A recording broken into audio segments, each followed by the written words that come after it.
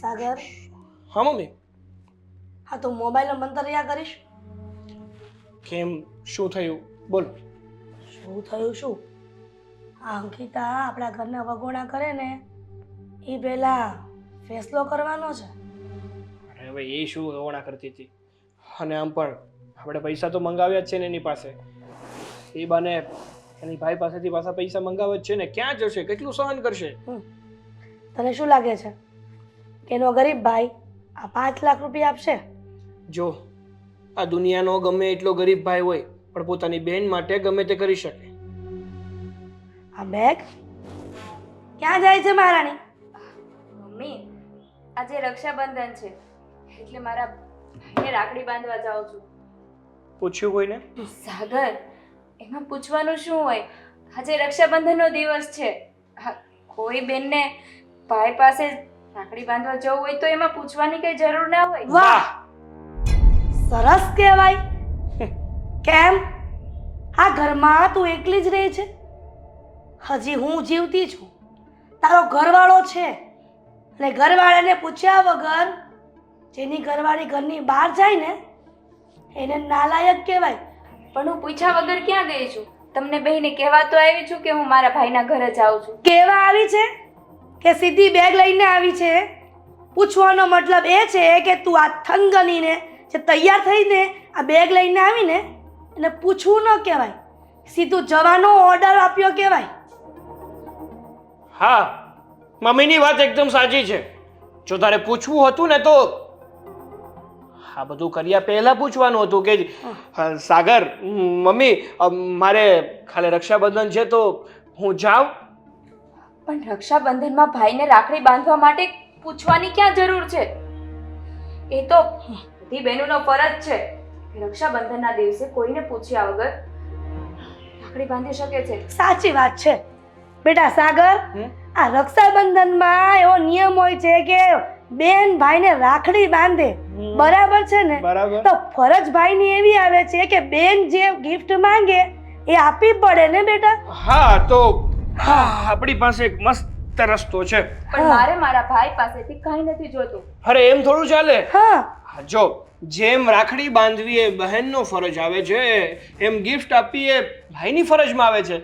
તો મારી પ્રિય પત્ની, મારે કાંઈ નથી જોઈતું સાગર, કીધું ને. વાત સાંભળ પેલા મારી, પછી બોલજે તું. તું તારા ભાઈને રાખડી બાંધી શકે છે, પણ એની માટે એક શરત છે. જો તારો ભાઈ ભેટ સ્વરૂપે 5 લાખ રૂપિયા આપશે તો જ તું તારા ભાઈને રાખડી બાંધવા જઈ શકે છે. 5 લાખ રૂપિયા? હા. આ વાત આપણે પહેલાં થઈ ગઈ છે. હું મારા ભાઈને 5 લાખ રૂપિયા વિશે ક્યારેય નહીં કહું. બેટા સાગર, જો વ્યક્તિ કોઈ વાતમાં ન માને ને તેનો અસ્ત્ર શસ્ત્ર સામ દંડ ભેદ બધું કરવાની છૂટ છે ઘરમાં.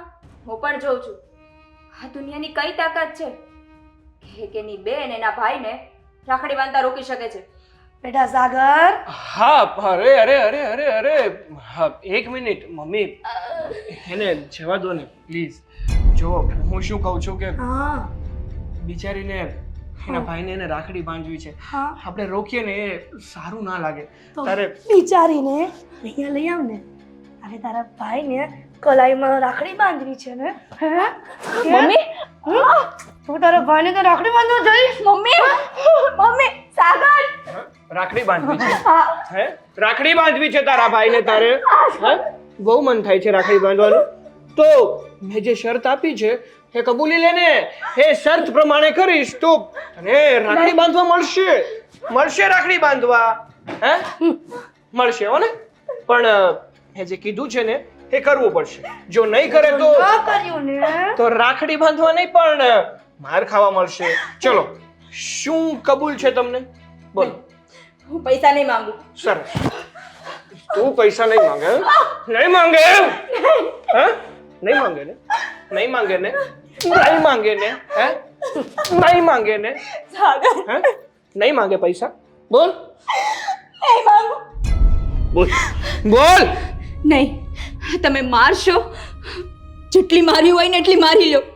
હું માર ખાઈ લઈશ, અરે મરી પણ જઈશ, મારા ભાઈ પાસે હું પૈસા નહીં માંગુ, કારણ કે મને ખબર છે મારા ભાઈની પરિસ્થિતિ કેવી છે. સરસ. તો તને તારા ભાઈની પરિસ્થિતિ ખબર હોય ને તો આપણે હવે આગળ વધીએ, નહીં મમ્મી?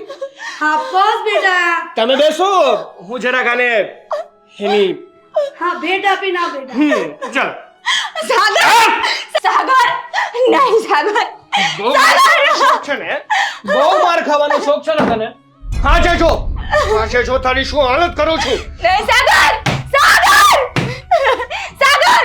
બોલ. નહીં! પૈસા આપીશ? નહીં! બોલ. નહીં આપું! બોલ. નહીં આપે પૈસા? નહીં. નહીં આપે પૈસા? હે? નહીં આપે? મેં ના પાડી ને! બોલ. સાગર નહીં! બોલ. સાગર! બોલ. નહીં સાગર! ચાલ બેટા, મોડું થઈ ગયું છે હવે. હા પણ હવે જય શ્રી કૃષ્ણ. કેમ છો? જય શ્રી કૃષ્ણ. જય શ્રી કૃષ્ણ. અમારા ઘરે જ આવતા હતા? ના ના, અમે મા દીકરો થોડુંક કામથી બહાર જતા હતા, પણ તમે કેમ આમ અચાનક આવ્યા? ના ચિઠ્ઠી, ના સંદેશ, ના ફોન. હા, બેનને ફોન કર્યો તો પણ બેન ફોન નતા ઉપાડતા.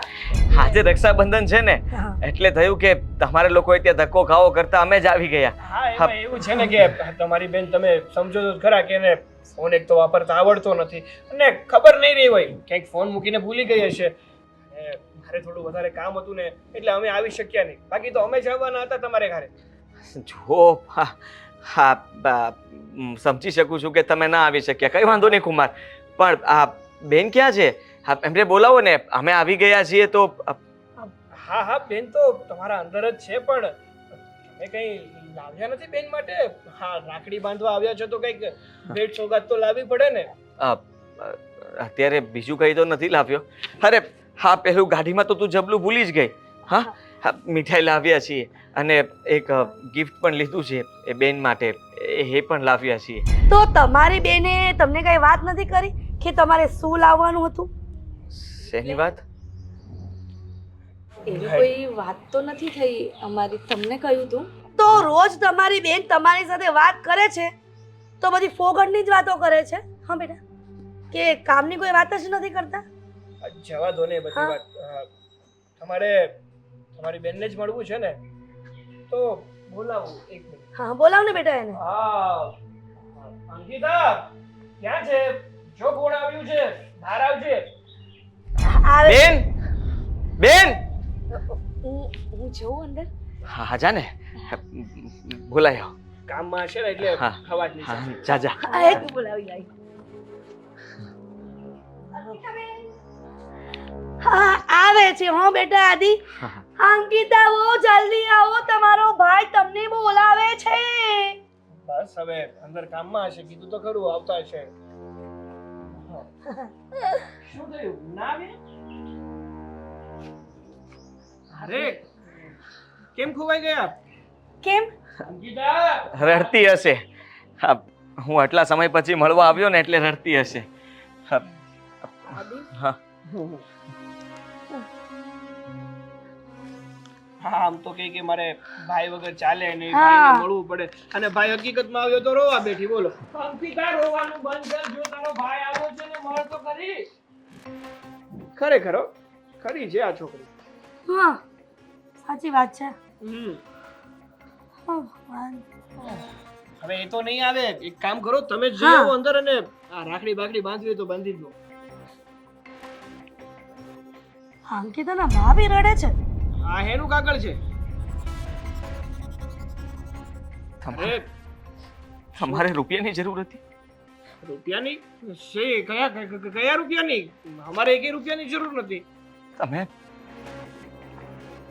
મારી બહેન ઉપર હાથ ઉપાડ્યો? કોણે કીધું તમને?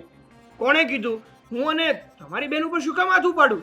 અને અરે, અમારા ઘરમાં શાંતિ છે, મારે કામ ધંધો સારો છે તો હું હાથ શું કામ ઉપાડું એની ઉપર? મારા વાલા ભાઈ, મને માફ કરજે. હું તને છોડીને જઈ રહી છું.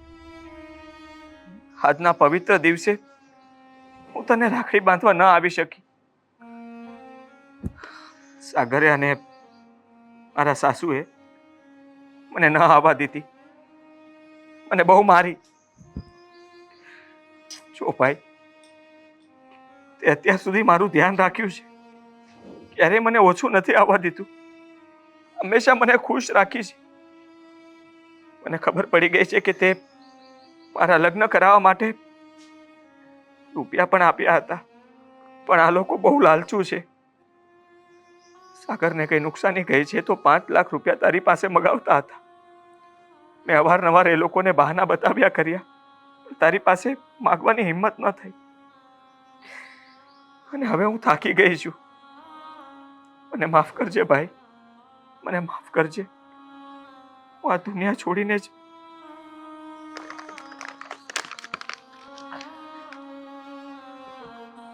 તમને લોકોને જરાય શરમ ના આવી? રૂપિયા જોતા હતા તો મને કહેવું હતું ને. પોતાની જાત વેચીને પણ રૂપિયા આપી દે તમને લોકોને. તમે આ શું કર્યું? આજે રક્ષાબંધન છે. હું મારી બેનની રાહ જોતો હતો ક્યારનો. એ ના આવી એટલા માટે હું અહીંયા મળવા આવી ગયો. મને થયું કે બેનની પાસે રાખડી બંધાવી લઉં સામેથી, પણ અહીંયા